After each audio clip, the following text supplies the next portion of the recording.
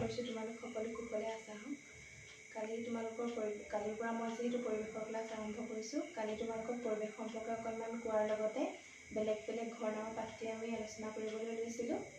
আজি তোমালোকক বেলেগ বেলেগ ঘৰ পাঠটিৰ আদিম মানুহে ক'ত বাস কৰিছিল? গুহাত বাস কৰিছিল, নহয়নে? সেই বিষয়ে মই অকণমান ক'বলৈ লৈছোঁ। গুহা, চোৱাচোন গুহাৰ ছবিটো চোৱা, এইটো চোৱা। আদিম মানুহে ক'ত বাস কৰিছিল? গুহাত বাস কৰিছিল। গুহা কেনেকুৱা? এনেকুৱা, নহয়নে? এই গুহা কিহেৰে নিৰ্মাণ কৰিছিল জানানে? শিল কাটি হাবিৰ মাজত এনেদৰে গুহাত থকাৰ উপযোগী কৰি লৈছিল। আৰু কিয় এনেদৰে গুহাত থকাৰ কথা ভাবিছিল সেই কথা জানানে? যিহেতু তেওঁলোক কম সংখ্যক আছিল আগৰ দিনত আৰু ডাঠ হাবিৰ মাজত আছিল, কেতিয়াবা হিংস্ৰ জন্তুৱে তেওঁলোকৰ মাজৰ কোনোবা এজনক হয়তো খাই পেলাইছিল। আকৌ ৰ'দ বৰষুণ সেইবোৰৰ পৰা ৰক্ষা পাবলৈও তেওঁলোকে কি কৰিছিল? গুহাত থকাৰ কথা চিন্তা কৰিছিল। মানে কেনেদৰেনো সেইবোৰৰ পৰা নিৰাপদে থাকিব পাৰি সেই কথা ভাবিয়ে তেওঁলোকে গুহা নিৰ্মাণৰ আদব কাইদা আয়ত্ব কৰি লৈছিল। আৰু সেইবাবে আদিম অৱস্থাত মানুহে গুহাত বাস কৰিবলৈ লৈছিল। বুজিলানে? এতিয়া কিবা যদি নুবুজা মোক সুধিবা, ব্যক্তিগতভাৱে হ'লেও সুধিবা। মোৰ হোৱাটছআপ নাম্বাৰতো সুধিব পাৰা, মেছেজ কৰিও সুধিব পাৰা, ফোন কৰিও সুধিব পাৰা। তাৰপিছত দ্বিতীয়তে কি আছে? আগতে ৰজাই কাৰেং বা দুৰ্গত বাস কৰিছিল। কাৰেং বা দুৰ্গ কেনেকুৱা? এনেকুৱা চোৱা, ইয়াত দিয়া আছে তোমালোকৰ কিতাপত ফটো, দেখিছানে? এইবিলাক ফটোৰ তালিকাও পোৱা যায়, কিন্তু বৰ্তমান যিহেতু বন্ধৰ দিন মই এইবিলাক তোমালোকৰ বাবে যুগুত কৰিব পৰা নাই, এই কিতাপতে দেখুৱাইছোঁ। তাৰপিছত কি হৈছে? এই কাৰেং বা দুৰ্গবিলাকক আগৰ দিনত ৰজা মহাৰজাবিলাকে তাৰ বেৰবোৰ আজিৰ দিনৰ দৰে ইটা নাছিল তেতিয়া। কিহেৰে নিৰ্মাণ কৰিছিল জানানে? সেইবিলাক আমাৰ থলুৱা সামগ্ৰী, যিবোৰ আমাৰ থলুৱা মানে কি? যিবোৰ আমাৰ সততে পাওঁ আমি, নহয়নে? যেনে বৰা চাউল, হাঁহ কণী, মাটিমাহ, এইবিলাক আটাইবোৰ মিহলাই কি কৰিছিল? ইটাৰ দৰে একদম টান এটা বস্তু হৈ গৈছিল। মানে তেতিয়া সেই বস্তুৰে তেওঁলোকে সেই বেৰবিলাক নিৰ্মাণ কৰিছিল। আৰু যিবিলাক এতিয়াও খুব সুন্দৰভাৱে ভাল হৈ আছে, মানে খুব, জানানে? যিবিলাক এতিয়া শিৱসাগৰ জিলাত যে আছে, ৰংঘৰ, কাৰেংঘৰ, তলাতল ঘৰ, কোনোবাই দেখিছা নেকি? কোনোবাই হয়তো দেখিছা বা নেদেখিলেও ভৱিষ্যতে সেইবিলাকলৈ যাবা।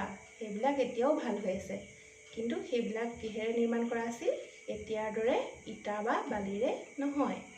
কিহেৰে? সেইবিলাক মই ক'লোৱেই নহয়, হাঁহ কণী, বৰা চাউল, মাটিমাহ এইবিলাকৰ মিশ্ৰণ তৈয়াৰ কৰি তেওঁলোকে বেৰবিলাক নিৰ্মাণ কৰিছিল।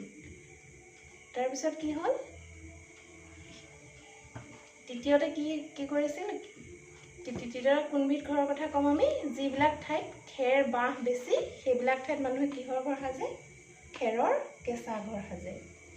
খেৰৰ কেঁচা ঘৰ তোমালোকে দেখিছা চাগে, চোৱা তোমালোকৰ কিতাপত দিছে, দেখিছানে?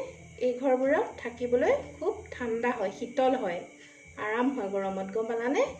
ইয়াৰ ছালবোৰ খেৰ আৰু বাঁহ বেতেৰে বান্ধে, বাঁহৰ কামি সাজে, তাত খেৰ দি পেলাই কি কৰে? মিস্ত্ৰীয়ে ধুনীয়াকৈ সাজি পেলাই সেইবিলাক বনায়। আৰু বেৰবিলাক কি কৰে? গোবৰ, বোকা মাটিৰ সেইবিলাক মিহলি কৰি মানে এটা লেপ তৈয়াৰ কৰে। সেইটো বাঁহৰ বেৰ বৈ দিয়ে, তাত সেই বোকা মাটিবিলাক, বোকা আৰু গোবৰ মানে মিহলোৱা মাটিবিলাকে কেইবা লেপনো দিব লাগে। এইবিলাক তোমালোকে ঘৰৰ মা দেউতাহঁতকো সুধি ল'ব পাৰা, মই অলপকৈ কৈ দিছোঁ। তাৰপিছত সেই লেপনবোৰ শুকোৱাৰ পিছত সেই ঘৰটোত থকাৰ উপযোগী হৈ পৰে। বুজিলানে? এতিয়া অসুবিধা হৈছে নেকি বুজাত? তাৰপিছত এতিয়া আহোঁ আমি কি? পাহাৰীয়া আৰু চাংঘৰৰ কথা। চোৱাচোন, চাংঘৰ এনেকুৱা, দেখিছানে? তোমালোকৰ কিতাপত এনেদৰে দিছে। ইয়াতকৈও ভাল ছবি আছে, তোমালোকে চাবলৈ যত্ন কৰিবা। আৰু পাহাৰীয়া ক'ত থাকে? পাহাৰীয়া আৰু সঘনাই বানপানী হোৱা ঠাইৰ লোকে কি সাজে? চাংঘৰ সাজে, নহয়নে? কিয় সাজে বাৰু চাংঘৰ জানানে? নাজানা, নহয়নে? চাংঘৰ এইকাৰণেই সাজে যে সেই য'ত বেছি বানপানী হয় সেই ঠাইবিলাকত কি হয়? বোকা পানী সেইবিলাকতো সোমাই যাব পাৰে ভিতৰলৈ, নহয়নে? তাৰোপৰি কি হ'ব পাৰে? সেইবিলাকত মানে বিষাক্ত সাপ, এনেকুৱা কীট পতংগই সেইবিলাক সোমায়ো মানুহৰ অপকাৰ কৰিব পাৰে। সেইকাৰণে তেওঁলোকে নিজৰ সুবিধা অনুযায়ী ওখকৈ চাংঘৰ তৈয়াৰ কৰি লয়। আৰু এই চাংঘৰবিলাক তৈয়াৰ কৰোঁতে তেওঁলোকে খেৰ, কাঠ বা সকলো ব্যৱহাৰ কৰে। আৰু তলৰ পৰা ওপৰলৈ উঠা নমা কৰিবলৈ কাঠেৰে তেওঁলোকে চিৰি নিৰ্মাণ কৰি লয়, গম পালা? আৰু এইবিলাক ডাঙৰ হ'লেতো এনেও দেখিবা, আমাৰ গোলাঘাটতো আছে নহয় মিচিং জনজাতীয় লোক, বিশেষকৈ এতিয়া বৰ্তমান চাংঘৰত বাস কৰা লোক বুলিলে আমাৰ মিচিং জনজাতীয় লোকসকলৰ কথাই মনলৈ আহে।